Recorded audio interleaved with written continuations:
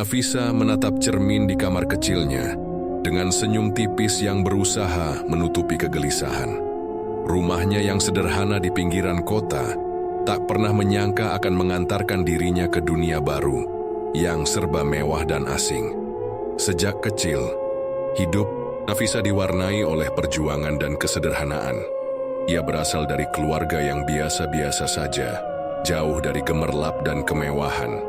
Ketika Hariman melamarnya, hati Nafisa bergetar antara bahagia dan takut. Pria itu bukan hanya tampan, tapi juga anak tunggal dari keluarga kaya raya yang sudah terkenal di kota.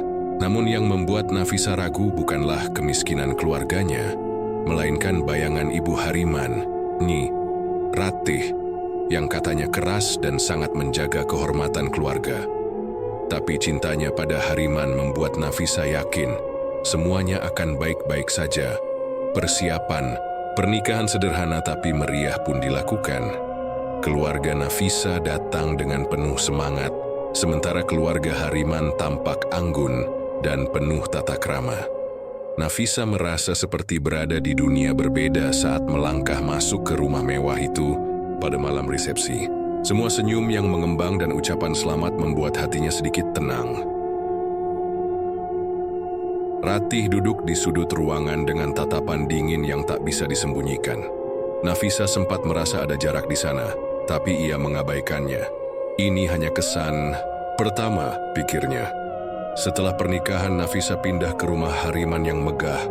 Langit-langit tinggi dan perabotan mewah membuatnya merasa kecil dan asing. Namun, Hariman selalu berusaha membuatnya nyaman. Setiap pagi mereka sarapan bersama, bercanda ringan tentang masa depan. Nafisa berjanji dalam hati untuk membuktikan dirinya layak menjadi menantu keluarga besar ini.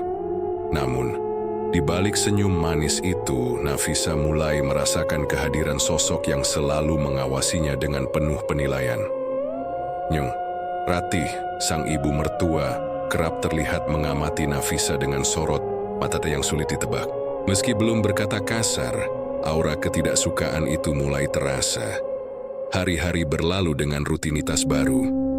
Nafisa belajar mengelola rumah besar, mencoba memasak menu-menu yang diharapkan oleh keluarga suaminya. Ia berusaha keras meski tak jarang masakannya kurang sesuai dengan selera mereka. Hariman selalu mendukung dan memberi semangat, namun Nafisa merasa beban yang berat mulai menekan hatinya. Di suatu sore, saat Nafisa sedang membersihkan ruangan, Nyembers Ratih lewat tanpa menyapa, hanya melemparkan pandangan dingin.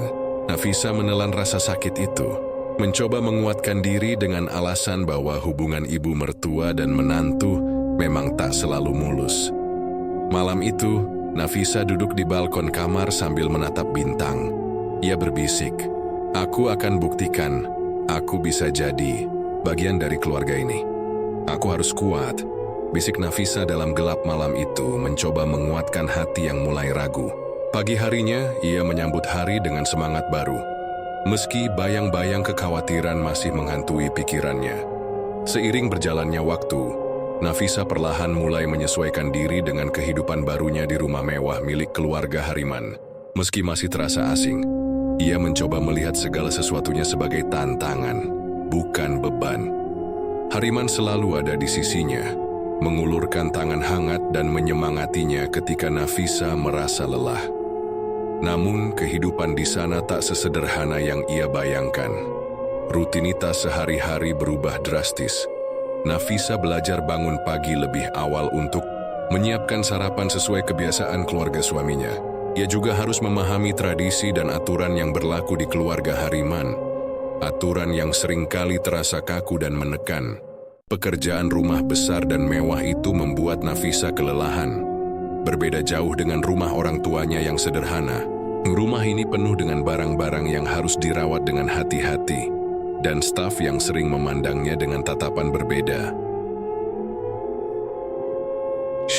Ratih selalu menjadi pusat perhatian keluarga. Sosoknya yang anggun dan berwibawa membuat siapa saja segan. Namun, bagi Nafisa, sosok itu selalu hadir dengan aura dingin yang sulit ia pahami. Beberapa kali Nafisa mencoba menyapa dan berbincang, Tapi Nyonya Marati hanya menjawab dengan singkat dan terkesan menghindar. Pada suatu siang, saat Nafisa tengah menyiapkan makan siang, Nyin Rati datang menghampiri tanpa permisi. Dengan nada halus tapi menusuk, ia berkata, "Masakanmu kurang bumbu, Nafisa. Harusnya lebih banyak garam.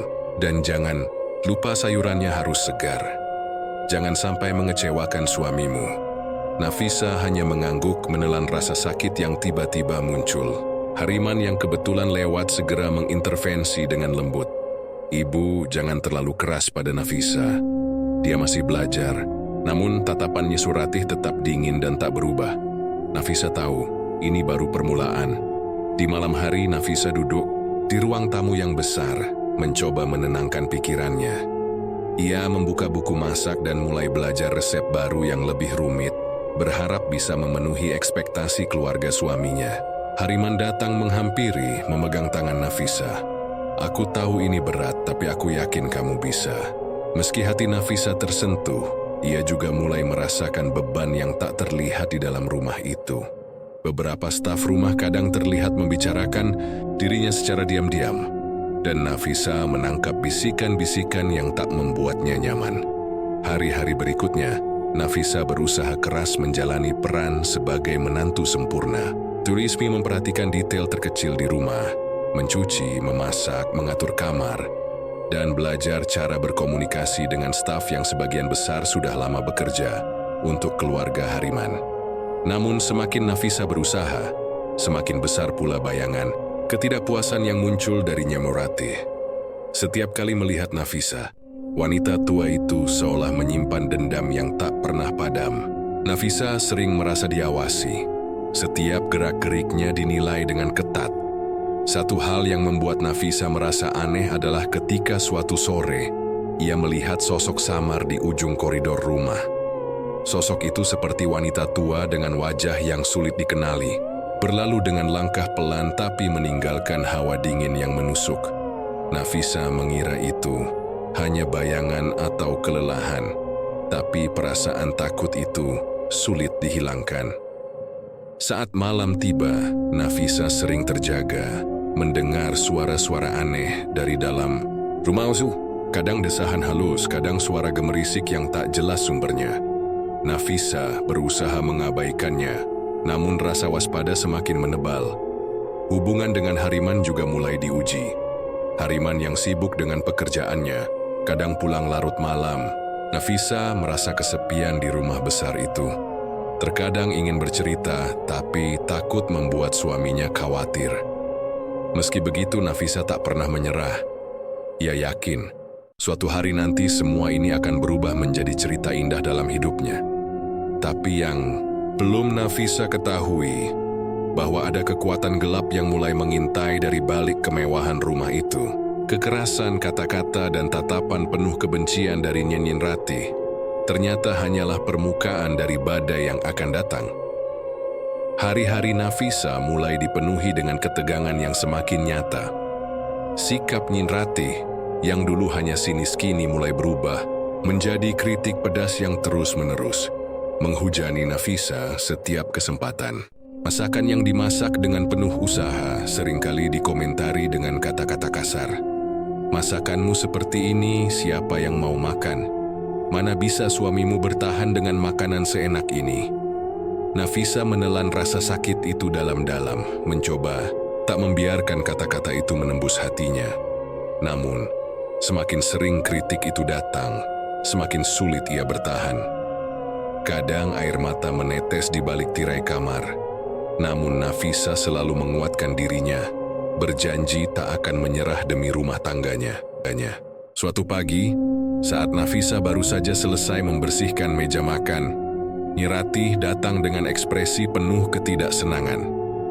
Ia mengomel tentang betapa borosnya Nafisa, bahwa uang suaminya habis hanya untuk membeli bahan makanan yang tidak berguna dan hiasan rumah yang dianggap tidak perlu. "Kalau kamu tak bisa mengatur rumah dengan benar, lebih baik keluar saja," bentaknya tajam. Hariman yang mendengar keributan itu datang dan berusaha menenangkan. "Ibu, tolong jangan terlalu keras pada Nafisa. Dia sedang belajar dan berusaha." Namun sikap Nyemen Ratih tetap dingin dan tak ada niat untuk berubah. Malamnya, Nafisa duduk termenung di ruang tamu yang sepi, mencoba mencerna semuanya. Rasa lelah dan kecewa bercampur jadi satu. Ia merasa seperti terperangkap dalam lingkaran kritik yang tak berujung. Tak hanya itu, gosip dan bisikan dari staf rumah mulai mencapai telinganya, menambah luka di hatinya. Seiring waktu, Nafisa mulai menyadari bahwa sikap Nyen Ratih bukan hanya soal kesalahan kecil atau perbedaan selera. Ada sesuatu yang jauh lebih dalam dan kelam yang membuat ibu mertuanya begitu membencinya. Suatu hari, ketika Nafisa sedang menata bunga di halaman belakang, ia mendengar bisikan pelan yang seakan berasal dari angin. "Pergilah, kau tak pantas di sini." Nafisa membeku, menatap sekeliling tapi tak melihat siapapun. Jantungnya berdetak kencang, dan ia merasa ada sesuatu yang mengawasinya dari kejauhan. Ketakutan mulai merayapi Nafisa, tapi ia menolak untuk menyerah pada rasa takut. Ia berbicara pada diri sendiri, "Ini cuma pikiranmu saja, Nafisa. Jangan biarkan ketakutan menguasaimu." Namun malam itu Nafisa bermimpi buruk. Dalam mimpinya, sosok Nyemen Ratih berubah menjadi bayangan hitam dengan mata merah menyala, mengeluarkan suara tawa menyeramkan. Sosok itu mengejarnya di lorong gelap yang tak berujung. Nafisa terbangun dengan napas tersengal, keringat membasahi tubuhnya. Keesokan harinya Nafisa mencoba menguatkan hati dan kembali menjalani hari seperti biasa. Tapi hari-harinya kian berat. Nyi Ratih semakin terang-terangan mencaci maki di depan tamu dan keluarga, membuat Nafisa merasa dipermalukan. Suatu sore, saat pesta kecil keluarga diadakan, Nyi Ratih mengumbar keburukan Nafisa di depan semua orang. Menyebutnya pemalas, boros, dan tidak tahu cara mengurus rumah. Nafisa merasa hancur dan ingin lari jauh dari situ. Hariman, yang sedari awal tak tahu harus bagaimana, mulai merasa terbagi antara ibu dan istrinya. Nafisa mulai merasa dirinya sendiri menghadapi peperangan tanpa senjata.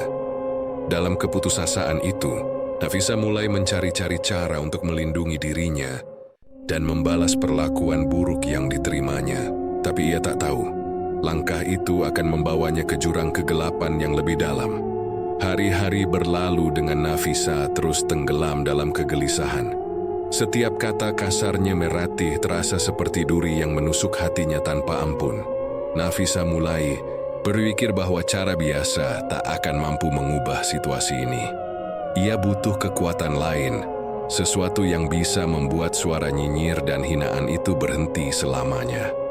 Suatu malam ketika Hariman sedang sibuk dengan pekerjaannya, Nafisa memutuskan keluar rumah tanpa sepengetahuan suaminya. Ia berjalan di jalanan sepi yang diterangi lampu jalan temaram, menuju sebuah gang kecil di ujung kota yang sudah sering didengarnya sebagai tempat tinggal seorang dukun. Namanya Mbok Kirana, seorang wanita tua yang dikenal sebagai paranormal dan pembuat santet di daerah itu. Nafisa menghembuskan napas dalam-dalam saat mengetuk pintu kayu yang sudah usang. Pintu terbuka perlahan, dan di baliknya muncul sosok Mbok Kirana dengan mata tajam dan senyum misterius. "Apa yang kau cari?" "Nah?" tanya Mbok Kirana dengan suara serak tapi penuh wibawa. Nafisa menunduk, suaranya gemetar. Aku ingin membuat ibu mertuaku berhenti menyiksa dan menghina aku.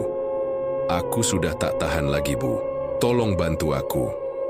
Mbok Kirana mengamati Nafisa dengan seksama lalu mengangguk pelan. "Santet bukan main-main, nah. Kau harus siap menerima konsekuensinya." Nafisa mengangguk mantap. "Aku siap, Bu.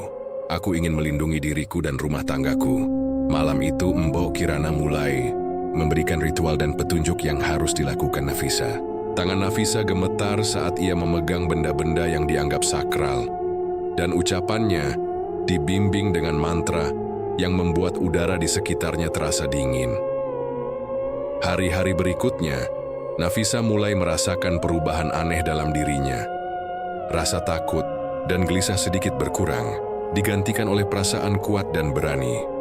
Namun, ia juga mulai mengalami mimpi-mimpi aneh tentang sosok menyeramkan yang selalu menampakkan diri saat ia tidur.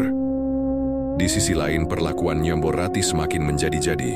Ia tak segan menghina Nafisa di depan orang banyak, bahkan menyebarkan fitnah bahwa Nafisa adalah wanita pemalas yang hanya menghabiskan uang Hariman tanpa berkontribusi apa-apa. Nafisa hanya diam dan menahan amarah. Ia yakin dengan bantuan Embok Kirana, ia bisa membalikkan keadaan. Suatu sore setelah makan malam, Nafisa merasakan sesuatu yang aneh di perutnya. Rasa mual datang tiba-tiba, diikuti dengan muntah yang membuatnya ketakutan. Namun yang keluar bukan hanya muntahan biasa, melainkan campuran darah dan paku kecil yang menusuk mulutnya. Hariman yang melihat kejadian itu terkejut dan segera membawa Nafisa ke dokter. Namun hasil pemeriksaan medis tak menemukan apa-apa. Itu yang aneh. Nafisa mulai takut dan bertanya-tanya apakah ini akibat santet atau kutukan. Malam-malam berikutnya, Nafisa terus dihantui oleh sosok menyeramkan yang kadang muncul di sudut kamar atau di depan cermin. Sosok itu memiliki wajah mengerikan dengan mata merah menyala dan senyum penuh kebencian.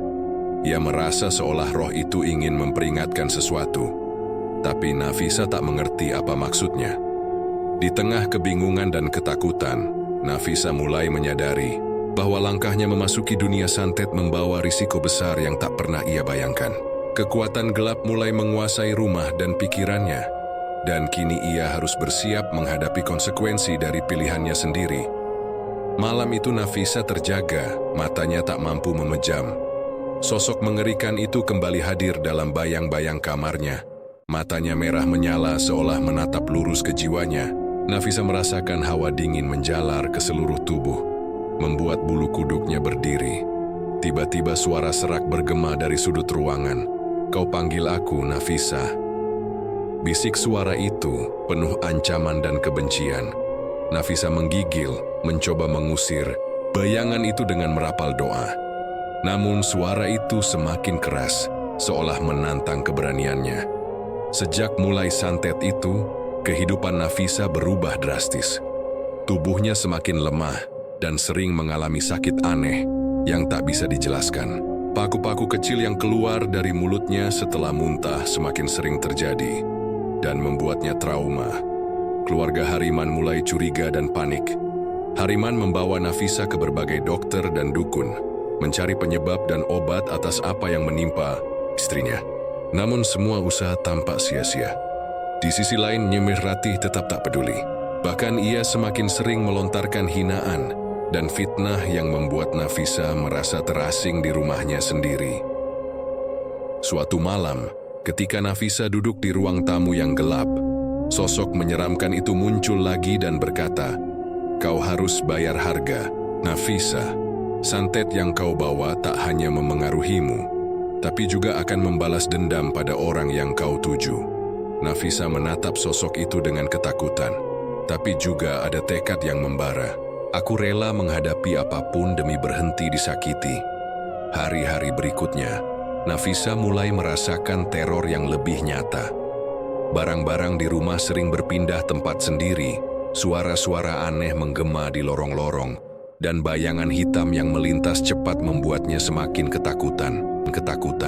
Ia juga mulai merasakan kehadiran yang bukan hanya sosok menyeramkan tadi, tapi entitas lain yang lebih gelap dan mengancam. Suatu pagi, Hariman menemukan Nafisa tergeletak di lantai dapur. Muntah darah bercampur dengan serpihan paku. Ia segera menggendong Nafisa dan membawanya ke rumah sakit. Dokter bingung dengan kondisi Nafisa yang semakin memburuk tanpa sebab medis jelas. Dalam keputusasaan, Hariman mulai mencari tahu lebih jauh tentang santet dan dunia mistis. Ia bertemu dengan seorang paranormal yang mengatakan bahwa rumah itu sudah terkutuk sejak lama, dan Nafisa membawa energi yang memperparah kutukan itu. Hariman merasa bersalah karena tidak mampu melindungi istrinya. Dia berjanji pada dirinya sendiri akan mencari cara menghentikan kegelapan yang menyelimuti rumah dan keluarga mereka. Sementara itu, Nafisa mulai kehilangan kontrol atas tubuh dan pikirannya. Kadang ia merasa bukan dirinya yang mengendalikan tindakan, seperti ada kekuatan lain yang mengambil alih. Ia menyadari bahwa santet yang dipasang Embok Kirana mulai berbalik menjadi kutukan yang mengikat dirinya dan mengancam seluruh keluarganya. Sejak malam itu, Nafisa merasa semakin terperangkap dalam bayang-bayang gelap yang tak bisa ia hindari. Setiap langkahnya seolah diawasi oleh mata-mata tak kasat, mata yang terus mengintai dari sudut-sudut rumah. Kegelapan yang dulu terasa hanya di balik pintu kini menyusup ke dalam setiap ruang dan bahkan pikirannya. Tubuh Nafisa kian melemah, tapi bukan karena sakit biasa. Ada kekuatan lain yang menggerogoti dirinya dari dalam. Seolah-olah roh-roh gelap itu menyedot energi hidupnya satu persatu.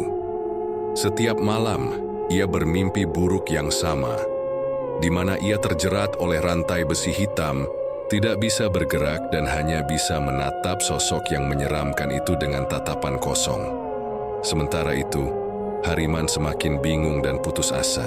Ia mulai mencari-cari jawaban ke berbagai arah, menemui paranormal lain, tetapi semua hasilnya sama. Rumah mereka telah menjadi sarang energi hitam yang sangat kuat, yang dipicu oleh santet Nafisa, namun kini sudah tidak bisa dikendalikan. Suatu hari Hariman membawa seorang dukun tua yang konon punya kekuatan membersihkan energi jahat. Dukun itu memeriksa rumah dengan berbagai alat dan mantra. Ia berkata, "Ini bukan hanya santet biasa, ini sudah menjadi kutukan besar yang akan terus meluas jika tidak segera dihentikan." Nafisa yang mendengar itu merasa takut bukan main. "Apa yang harus aku lakukan?" tanyanya dengan suara gemetar. Si dukun tua itu memandang dalam ke matanya. "Kau harus melepas beban ini. Santet yang kau bawa harus dicabut, tapi dengan harga yang tidak murah. Kau harus siap menghadapi penderitaan dan kehilangan. Kalau tidak, kegelapan ini akan melahap hidupmu dan keluargamu." Malam itu Nafisa duduk termenung di kamar, memikirkan keputusan berat yang harus ia ambil. Ia merasa dilempar ke persimpangan jalan, antara terus bertahan dalam penderitaan atau mengambil risiko yang belum pernah ia bayangkan sebelumnya. Hari-hari berikutnya semakin pelik. Nafisa mulai melihat perubahan aneh pada diri sendiri. Suatu pagi ketika mencuci muka di kamar mandi, ia melihat bayangan hitam yang tidak ia kenal berdiri di belakangnya di cermin. Saat ia menoleh, tidak ada siapa-siapa. Nafisa terpaku, jantungnya berdegup kencang. Teror itu semakin menjadi-jadi. Setiap malam suara bisikan dan tawa menyeramkan memenuhi rumah. Nafisa merasa seolah-olah ia tidak lagi sendirian di dalam tubuhnya. Ada dua jiwa yang berperang. Satu ingin bebas dan satu lagi terikat oleh kegelapan. Suatu malam, dalam keadaan setengah sadar, Nafisa menemukan dirinya berjalan ke ruang bawah tanah rumah tanpa ingatan. Di sana ia melihat lingkaran hitam yang terbakar di lantai, dengan simbol-simbol mistis yang aneh. Ketika ia menginjak lingkaran itu, tubuhnya seperti tersetrum listrik, dan ia merasakan kehadiran roh yang mengerikan yang mencoba merasuki dirinya. Sepenuhnya, Hariman yang khawatir akhirnya memutuskan membawa Nafisa ke Embok Kirana lagi untuk meminta bantuan membersihkan kutukan tersebut. Namun Embok Kirana memperingatkan, "Kegelapan ini sudah terlalu kuat. Kau harus siap menghadapi konsekuensi besar, Nafisa. Ini bukan perkara main-main." Pertarungan batin Nafisa semakin intens. Ia mulai meragukan pilihan yang telah ia buat, dan apakah santet yang dikerahkan untuk melawan mertuanya kini justru telah menghancurkan dirinya sendiri. Malam itu Nafisa terbangun dengan napas terengah-engah. Bayangan mengerikan yang selama ini menghantuinya muncul lebih jelas dari sebelumnya, berdiri tepat di ujung ranjangnya. Mata merahnya berkilat, wajahnya berubah-ubah, antara sosok wanita renta dan bayangan hitam tanpa rupa. "Kenapa kau panggilku?" Suara serak bergema di kamar gelap itu membuat Nafisa menggigil. "Kau tak tahu apa yang kau minta, tapi aku datang untuk menagih janji." Tubuh Nafisa bergetar. Ia berusaha bangkit namun seolah terbelenggu oleh rantai yang tak terlihat. Teror itu semakin nyata. Bukan hanya mimpi, tapi sesuatu yang menuntut dirinya secara langsung. Hari-hari berikutnya, Nafisa mulai mengalami gangguan kejiwaan. Kadang ia merasa seperti dua orang dalam satu tubuh. Nafisa yang penuh rasa takut dan Nafisa yang dipenuhi amarah dan kegelapan. Ia mulai berbicara sendiri, bahkan berteriak tanpa sadar di tengah malam. Hariman semakin panik melihat perubahan drastis dalam istrinya. Ia mencoba mencari cara untuk menyelamatkan Nafisa, mulai dari membawa ke psikolog hingga paranormal, tapi hasilnya nihil. Nafisa semakin tenggelam dalam dunia mistis yang gelap dan mengerikan. Suatu sore, saat Nafisa sendirian di ruang tamu, ia merasa ada sesuatu yang mengikuti langkahnya. Bayangan hitam yang sering muncul kini mulai mengambil bentuk lebih nyata. Sosok itu berdiri di sudut ruangan dengan tatapan penuh dendam. Nafisa menatap sosok itu dengan mata penuh kebencian. "Apa yang kau inginkan dariku?" Sosok itu hanya tersenyum sinis. "Aku adalah bayangan dari santet yang kau kirimkan. Aku adalah balas dendam yang kau tak pernah duga." Pertarungan batin Nafisa makin memuncak. Ia tahu ia tak bisa melawan dengan kekuatan biasa. Nafisa memutuskan mencari jalan lain, cara untuk mengusir kegelapan yang menjeratnya. Dengan bantuan Mbok Kirana, Nafisa memulai ritual pembersihan yang sangat berat. Ritual itu menuntut pengorbanan fisik dan jiwa yang luar biasa. Nafisa harus menghadapi rasa sakit, ketakutan, dan juga bayangan masa lalunya yang kelam. Malam demi malam, Nafisa bertarung melawan bayangan hitam itu dalam dunia mimpi dan nyata. Sosok itu mencoba merasuki tubuhnya, tapi Nafisa berusaha keras, menolak dengan mantra dan doa yang diajarkan Mbok Kirana. Dalam puncak pertarungan, Nafisa merasa seolah seluruh energi di tubuhnya terkuras habis. Tapi ia terus bertahan demi keluarganya dan demi hidupnya sendiri.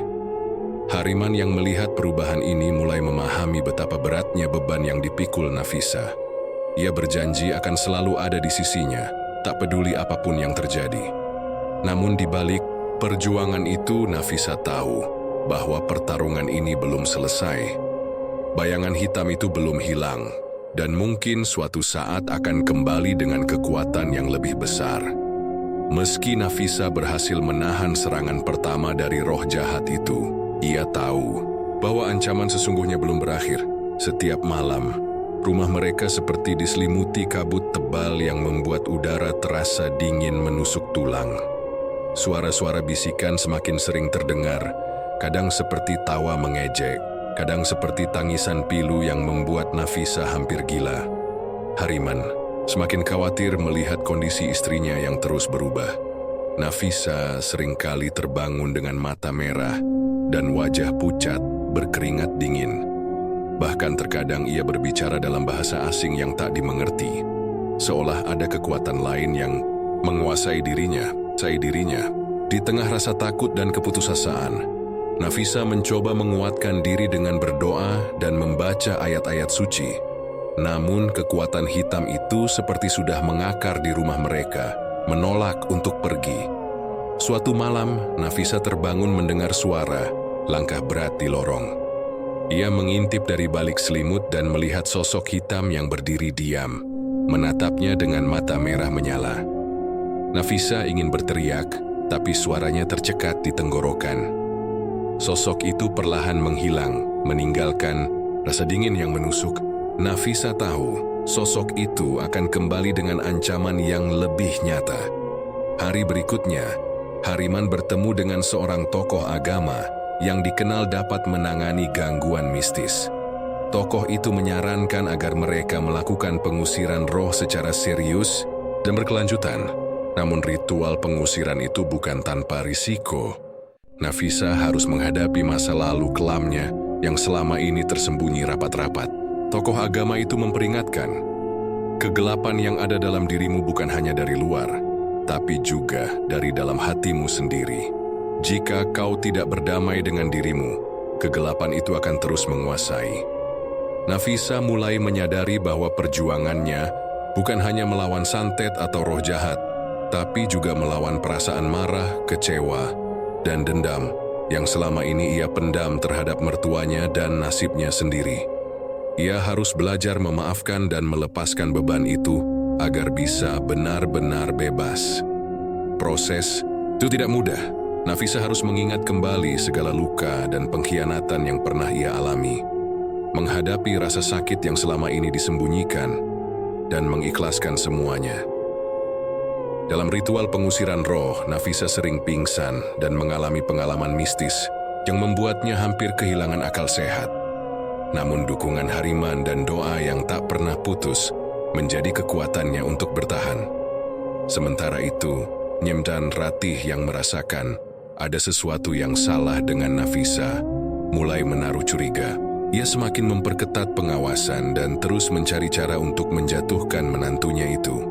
Ketegangan antara Nafisa dan mertuanya semakin memuncak, membuat rumah mereka terasa seperti medan perang yang dipenuhi bayangan dan dendam. Malam itu Nafisa duduk termenung di sudut kamar, matanya menatap kosong ke arah jendela yang berembun karena udara dingin.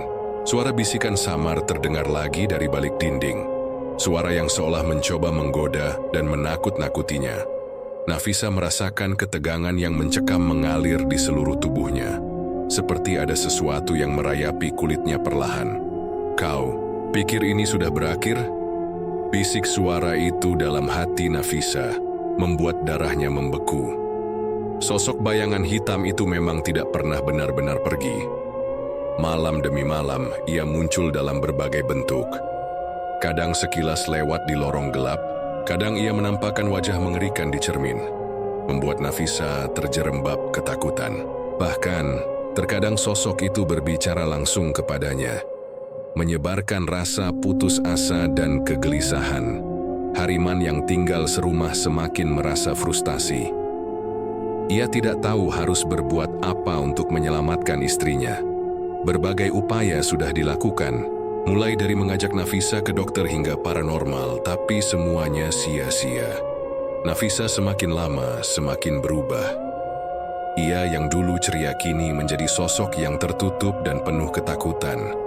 Suatu malam, saat Hariman pulang dari kantor, ia mendapati Nafisa duduk di ruang tamu dengan tatapan kosong, seolah-olah melihat sesuatu yang tidak bisa ia lihat. Nafisa meraih tangan suaminya, suaranya lirih. "Hariman, aku tidak bisa melawan ini sendirian." Hariman menggenggam tangan istrinya dengan erat, mencoba memberikan kekuatan. Ia tahu mereka harus bersama-sama menghadapi kegelapan yang menyelimuti hidup mereka. Malam itu, Hariman kembali menghubungi Mbok Kirana, meminta bantuan lebih lanjut. Mbok Kirana datang membawa beberapa perlengkapan untuk ritual pembersihan. Tapi ia juga memperingatkan, ini sudah bukan urusan santet biasa. Roh yang kau panggil itu kuat dan penuh dendam. Jika tidak ditangani dengan benar, bisa membahayakan nyawa. Ritual dimulai di tengah malam dengan pembacaan mantra dan pembakaran dupa. Nafisa duduk di tengah lingkaran, mencoba menenangkan diri meskipun tubuhnya gemetar. Suara-suara aneh mulai terdengar, angin berhembus kencang walau jendela tertutup rapat. Saat ritual berlangsung, Nafisa merasakan tubuhnya seperti ditarik ke dalam pusaran kegelapan. Sosok hitam muncul di hadapannya, menatap dengan mata merah membara. Nafisa berusaha melawan, merapal doa dan mantra yang diajarkan Mbok Kirana. Pertarungan batin itu terasa sangat berat, seolah hidup dan matinya berada di tangan mereka berdua. Di luar lingkaran, Hariman dan Mbok Kirana juga berdoa dan memanggil roh pelindung. Suasana tegang memenuhi ruangan.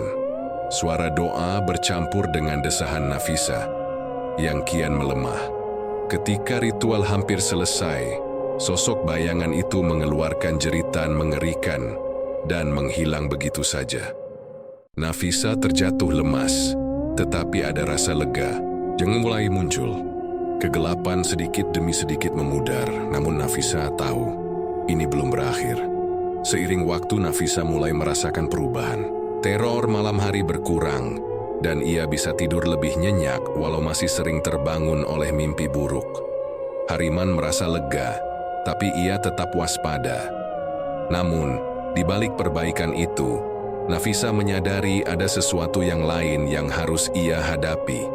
Bukan hanya roh jahat dari luar, tapi juga luka batin yang selama ini tersembunyi dalam dirinya sendiri. Dengan tekad baru, Nafisa mulai membuka diri pada Hariman dan Mbok Kirana tentang perasaan sakit hati dan dendam yang menggerogoti hatinya. Ia tahu, hanya dengan berdamai pada dirinya sendiri, ia bisa benar-benar terbebas. Hari-hari berikutnya menjadi masa yang berat bagi Nafisa. Meski bayangan kegelapan mulai surut, beban batin yang selama ini ia pendam justru semakin menguasai pikirannya. Nafisa sadar, selama ini ia hanya berusaha melawan roh jahat dari luar, tetapi luka lama yang menggerogoti hatinya sendiri tak kalah dahsyatnya. Suatu sore, saat Nafisa duduk sendirian di balkon rumah, ia memandangi halaman yang mulai rimbun oleh tanaman liar. Angin sore berhembus lembut, membawa aroma tanah basah yang mengingatkannya pada kampung halamannya dulu. Tempat yang penuh kenangan manis sekaligus duka. Nafisa menghela napas panjang, mencoba menenangkan diri. Dalam kesendirian itu, bayangan masa lalu mulai muncul. Ia teringat saat ibunya meninggal dunia ketika Nafisa masih remaja. Ibunya yang selalu menjadi pelindung dan tempat ia curhat kini sudah tiada. Sejak saat itu, Nafisa merasa hampa dan kehilangan arah. Perasaan itu bertambah parah ketika ayahnya menikah lagi dengan wanita yang keras dan tidak menyayanginya. Nafisa tumbuh dengan luka batin yang semakin dalam, merasa tak pernah cukup baik di mata keluarga barunya. Semua rasa sakit itu terpendam rapat dalam hatinya. Kini, sebagai menantu di keluarga Hariman, Nafisa merasa sejarah kelamnya terulang kembali. Sikap Nyemer Ratih yang selalu sinis dan mencaci maki mengingatkannya pada ibu tiri masa kecilnya. Nafisa merasa seolah hidupnya tak pernah lepas dari bayang-bayang kebencian dan penolakan. Dalam keputusasaan itu, Nafisa mulai membuka diri kepada Hariman. Ia menceritakan semua luka lama yang selama ini ia sembunyikan. Hariman mendengarkan dengan sabar, memeluk istrinya erat-erat. "Kita akan melewati ini bersama, Nafisa. Aku di sini untukmu." Perlahan, Nafisa mulai menyadari bahwa mengobati luka batin adalah kunci untuk mengusir kegelapan yang menghantui dirinya. Ia pun memutuskan untuk mengikuti terapi dan mendalami ilmu spiritual yang lebih dalam bersama Mbok Kirana dan tokoh agama yang sebelumnya membantu mereka. Sementara itu, di balik bayang-bayang, Nyemer Ratih semakin curiga dengan perubahan Nafisa. Dia merasa ada sesuatu yang berbeda dan mulai mencari cara untuk kembali menjatuhkan menantu yang mulai mendapat simpati dari keluarga dan lingkungan sekitar. Nyemer Ratih mengunjungi seorang dukun lain yang dikenal ahli dalam hal santet dan ilmu hitam. Ia meminta dukun itu mengirimkan santet baru agar Nafisa kembali terjerat dalam penderitaan. Dukun itu menyetujui dengan senang hati, menyebutkan bahwa aura Nafisa sekarang malah lebih kuat dan berbahaya. Kegelapan baru mulai mengintai, siap menyergap Nafisa dan keluarganya. Nafisa yang sudah berjuang keras untuk sembuh kini menghadapi ujian lebih berat. Ia merasakan ada energi hitam lain yang mengancam tidak hanya dirinya, tapi juga Hariman dan masa depan mereka. Namun kali ini Nafisa tidak ingin menyerah. Dengan dukungan suami dan Mbok Kirana, ia bersiap menghadapi kegelapan itu. Nafisa mulai melakukan meditasi, puasa, dan ritual pembersihan setiap hari, mencoba memperkuat diri secara fisik dan spiritual. Sementara itu, Hariman mulai melakukan penyelidikan, diam-diam mencari tahu siapa dukun yang membantu ibunya dan siapa yang kini membantu Nyemer Ratih. Ia ingin menghentikan rantai kutukan ini sebelum semuanya terlambat. Ketegangan semakin memuncak, rumah mereka terasa semakin dingin dan penuh dengan aura yang tidak menyenangkan. Nafisa kerap merasakan ada tangan dingin menyentuhnya saat tidur. Suara tawa menggema di lorong-lorong kosong rumah. Suatu malam, Nafisa bermimpi bertemu sosok misterius yang memberinya pesan. "Jangan biarkan kemarahan menguasai hatimu. Hanya dengan kasih dan pengampunan kau bisa lepas dari kegelapan ini." Pesan itu menjadi titik balik Nafisa untuk terus berjuang dan tidak menyerah pada rasa takut dan dendam. Ia mulai belajar ikhlas dan menerima keadaan, melepaskan kebencian yang selama ini menjeratnya. Namun ujian terbesar belum tiba. Bayangan hitam yang baru mulai mengintai, dengan kekuatan yang jauh lebih besar dari sebelumnya. Nafisa merasakan hawa dingin menusuk hingga ke tulang. Suara tawa yang menggema di lorong rumah semakin keras, seperti ingin memecah kesunyian malam yang mencekam. Namun kali ini, Nafisa tak lagi merasa takut seperti dulu.